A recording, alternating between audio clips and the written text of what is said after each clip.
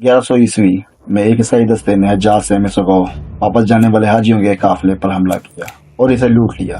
Saladin की बेटी भी इस काफिले में थी। जब सलादीन को इत्तला मिली कि जनरल की फौज ने मिस्र के काफिले को लूट लिया तो सलादीन की गजबनाक और गरजदार आवाज सुनी दी, वो मेरी बेटी थी, मैं इसका इंतकाम लूंगा। काफिले में कोई भी नौजवान लड़की थी जिसे सलीब उठा ले गए थे। सलादीन ने इसी वक्त कसम खाई कि रेजिनाल्ड को मैं आज से अपना ज़ाती दुश्मन समझता हूँ और मैं कसम खाता हूँ कि इसे अपने हाथों से जन्म रसीद करूंगा। सलाउद्दीन अब नहीं बख्शेगा।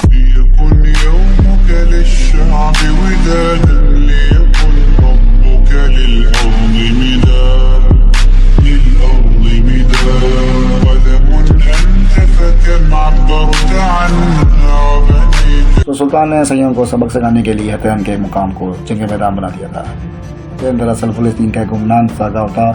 सलादीन ने इससे वो इज़्ज़त बख्शी के साई दुनिया जंगी मुफसर आज भी तजिया करते नजर आते हैं कि सलेबी जंगों के इस हीरो ने कैसे दुश्मन को ऐसी शर्तनाक शिकस्त दी कि सलेबियों ने एक सवाबा की तमाम हुक्मान जंगी को कैदी बना चुका था। सलादीन हमेशा जुम्मे के दिन लाइब्रेरी के लिए कोच किया करते थे और दिन को कोच करने के लिए भी सुल्तान ने जुम्मे का दिन मुंतखब किया। ये 15 मार्च 1187 ईस्वी का दिन था। सुल्तान ने फौज का एक हिस्सा लिया और कर के किले के करीब खैमरदान हो। सलेबी जासूसों ने फौरन अपनी तहदी फौज को खबर पहुंचाई कि सलादीन कर के करीब खैमरदान हो गया है।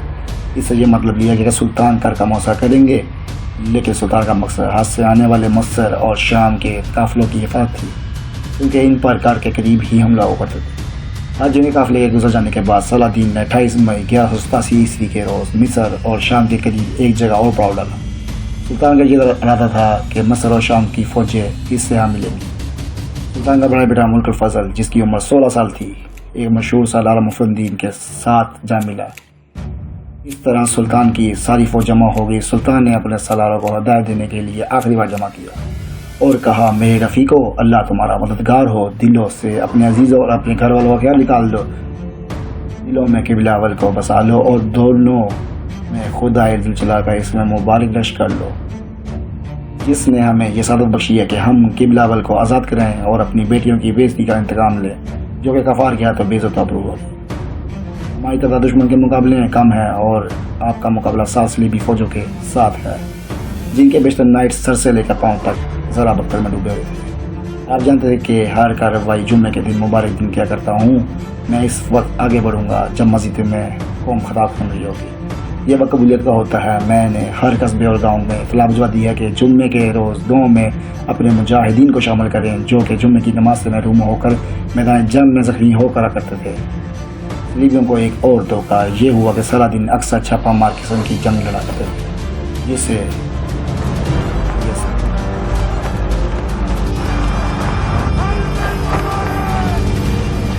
सबसे नफरी से दुश्मन की ज़रूरत पर ज़रब लगाओ और भागो के असूलों पर अमल होता। सलेबी फौज किलाबंदियों में थी और बाहर भी थी। सलादीन ने तेज़ रफ्तारी से फौज को इस तरह डिप्लॉय किया कि झील गिलेली की, जहाँ पर सिर्फ एक ही तालाब था। सुल्तान ने इस तालाब पर कब्जा कर लिया। लीबियों एक फ़ौज ने सफीरिया के मकाम पर अपना पाँव डाला, लेकिन सलादीन के आगे बढ़कर मुकाबला करने की बजाय तबिया के मकाम पर रुक गए। वो दरअसल सलीबियों को हतैन के करीब लाना चाहते थे। जब सलेबी आगे आते नजर न आए तो सुल्तान ने प्यादा दस्ते सरासा आगे भेजे और ख़ुद हल्का रसाला लेकर तबिया पर हमला कर दिया और हुक्म दिया कि तबिया को तबाह और बर्बाद करके शहर को आग लगा दी जाए, क्योंकि तबिया का किला ज़रा हट कर था। फौज किले में थी। शहर को बचाने के लिए फौज किले से निकलकर शहर को रवाना हुई। सलादीन ने इसका रास्ता रोक लिया। सलीबियों की फौज जो कि किले से आई थी, इनकी कमान शाहरिमान के हाथ में थी। तबिया की टुकड़ियों पर इसकी और सलादीन के सिपाहियों की आमने सामने लड़ाई हुई। दोनों फौजों के सवारों ने एक दूसरे पर हमला किया। हर अव्वल के सवार तीर चलाते आ रहे थे।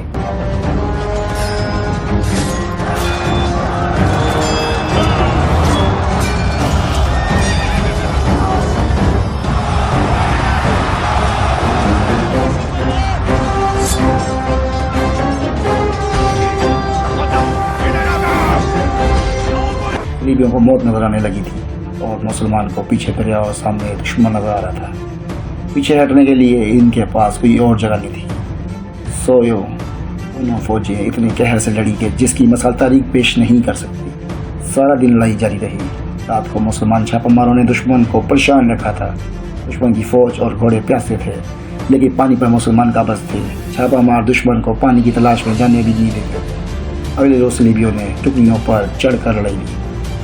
مسلمان بڑھ چڑھ کر حملے کرتے رہے مگر صلیبی بلندیوں سے فائدہ اٹھاتے رہے. مسلمان کا رسالہ جو کہ ہلکا تھا اس لیے انہوں نے ٹکڑیوں پر گھیراؤ کر کے اوپر چلنا شروع کر دیا. زیادہ تیر اندازوں نے ان کی سروں کے اوپر تیر برسائے. اتنے میں صلیبیوں نے دیکھا کہ ان کے کمانڈر کا جھنڈا نظر نہیں آ رہا. ہوا دراصل یوں کہ ان کا بادشاہ رحمان میدان جنگ سے بھاگ گیا تھا. حالانکہ اس نے صلیبی اعظم پر ہاتھ رکھ کر اپنے تیتیوں کا وفادار رہنے اور پیٹ نہ دکھانے کا حلف اٹھایا تھا. صلیبی اعظم حتین کی اس جنگ میں ساتھ لائی گئی تھی. صلیبیوں کے بھاگنے کے تمام راستے بند ہو چکے تھے. اب صلیبی وفائی جنگ لڑ رہے تھے. بلندیوں اور ان کی مدد کر رہی تھی. مسلمانوں نے لکڑیاں جمع کر کے صلیبیوں کے ارد گرد آگ لگا دی. رات کو صلاح الدین کی فوج گھاس اور لکڑیاں جمع کرتی اور آگ تیز کرتی تھی. دن بھر کے پیاسے اور تھکے ہوئے صلیبی ٹکڑیوں پر جلسنے لگے. جن میں سے ایک دستے نے بھاگنے کی کوشش کی لیکن مسلمانوں نے ان میں سے کسی ایک کو بھی زندہ نہ جانے دیا. دوسرے دن صلیبی فوج نے ہتھیار ڈال دیے. 3 جولائی 1187 عیسوی کے روز صلاح الدین نے اپنے منصوبے پر عمل کیا. سلطان نے حتین کے لیے بنایا گیا تھا. یہ بھی ایک جمعے کا دن تھا. سلطان کے جاسوسوں نے سلطان کو بتا دیا تھا کہ صلیبیوں کی فوج نے احتیاط کر لیا. لہذا صلاح الدین کی جنگ طاقت جو تھی صبح تھی. سلطان نے اپنے چالوں فوج کی تقسیم, چھاپہ ماروں کا استعمال, نقل و حرکت کے انداز میں رد و بدل اور کارکردگی طریقے اور داؤ سوچ لیے تھے. سلطان دشمن کو بڑی ہی خوبی سے حتین میں لے کے آئے تھے. ارد گرد کی قلعہ بندیوں اور آبادیوں پر سلطان پہلے ہی قابض تھے. پانی بھی سلطان کے قبضے میں تھا اور موصل کا قہر بھی سلطان کے ہاتھ میں تھا. دشمن جب حتین میں آیا تو وہ جان نہ سکا کہ دراصل صلاح الدین کی نہایت خوبی سے تقسیم اور ڈپلوائے کی ہوئی فوج کے نرغے میں آ چکا ہے. صلاح الدین کے چھاپہ ماروں نے دشمن کی دیکھ بھال کی چوکیوں اور کشتی پہرے داروں اور تہس نہس کر دیا. فوج نے نہ تو دن دیکھا اور نہ ہی رات کو آرام کرنے دیا ان کو. صلاح الدین فوج رات کو دشمن کو نہ تو آرام کرنے دیتی تھی اور نہ جنرلوں کو سوچنے کی مہلت دیتی تھی.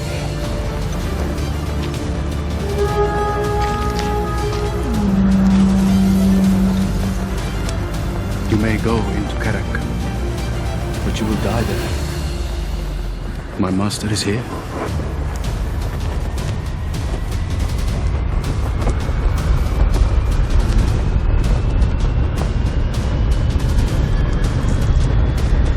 انہیں نیم دائرے کے سرے بند کر دیا اور صلیبی گھیرے میں آ گئے. مسلمان سواروں نے انہیں کاٹ اور کچل ڈالا. اب جنگ کی صورتحال یہ تھی کہ صلیبی حتین کے میدان میں دفاعی جنگ لڑ رہے تھے. حتین سے دور ان کا کارکردگی کوئی دستہ رہ گیا تھا تو اسے مسلمانوں نے وہیں بیکار کر دیا جہاں وہ تھا. یہ پہلا اور آخری موقع تھا کہ اقرا کا پادری محافظ صلیب اعظم اپنی صلیب کے ساتھ میدان جنگ میں موجود تھا. یعنی جس صلیب پر صلیبیوں نے اسلام کو ختم کرنے کے لیے حلف اٹھائے تھے وہ صلیب میدان میں جنگ میں لائی گئی تھی. مگر صلیبی بادشاہوں نے پیٹ دکھانی شروع کر دی. رانی آف لوزینان اپنے 2 ساتھیوں کے ساتھ بھاگ رہا تھا کہ اسے مسلمان سواروں نے دیکھ لیا اور انہیں زندہ پکڑ لیا. اقرا کا پادری اس جنگ میں مارا گیا اور صلیب اعظم مسلمانوں کے قبضے میں آ گئی. بیت المقدس کی فتح کے بعد سلطان نے صلیب وہاں کے عیسائیوں کو احترام سے لوٹا دی. شام تک ان کا فیصلہ ہو چکا تھا. صلیبیوں کے جانی نقصان کا کوئی شمار نہ تھا. باقی فوج نے احتیاط ڈال دیے تھے. صلاح الدین کے سامنے جو قیدی لائے گئے تھے ان میں رحمان کے سوا باقی 6 اعتراضی بھی تھے جس میں کرک کا گورنر ریجنالڈ بھی تھا جسے سلطان نے اپنے ہاتھوں قتل کرنے کی قسم کھائی تھی. صلاح الدین نے صلیبی بادشاہ جیفرے کو شربت پیش کیا. جیفرے نے آدھا شربت پی کر گلاس ریجنالڈ کو دیا. ریجنالڈ شربت پینے لگا تو صلاح الدین نے اپنے ترجمان سے گرج کر کہا, اس ریجنالڈ سے کہو کہ اسے میں نے نہیں اپنے بادشاہ نے شربت دیا ہے. اہل عرب میزبان صرف اس دشمن کو شربت پیش کرتے ہیں اس کی وہ جان بخش کر دیتے ہیں. تو میں نے ریجنالڈ کو شربت پیش نہیں کیا. سلطان نے خادموں سے کہا کہ ان سب کو کھانے پر بٹھاؤ. جب سب کھانے والے خیمے میں جا کر کھانا کھانے لگے تو سلطان نے جیفرے اور ریجنالڈ کو اپنے خیمے میں بلایا. سلطان نے ریجنالڈ سے کہا, تم ہمیشہ ہمارے رسول اللہ صلی اللہ علیہ وآلہ وسلم کی توہین کرتے رہے ہو.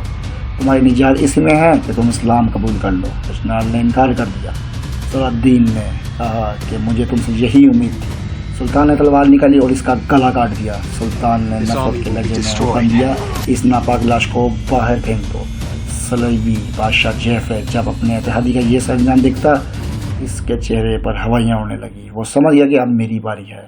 صلاح الدین نے اسے دیکھا تو آگے بڑھ کر اس کے کندھے پر ہاتھ رکھ کر کہا, محمد سے کہا کہ بادشاہوں قتل نہیں کرتے, لیکن اس کے گناہ ایسے تھے کہ مجھے اپنے ہاتھوں سے قتل کرنے کی قسم کرنی پڑی تھی.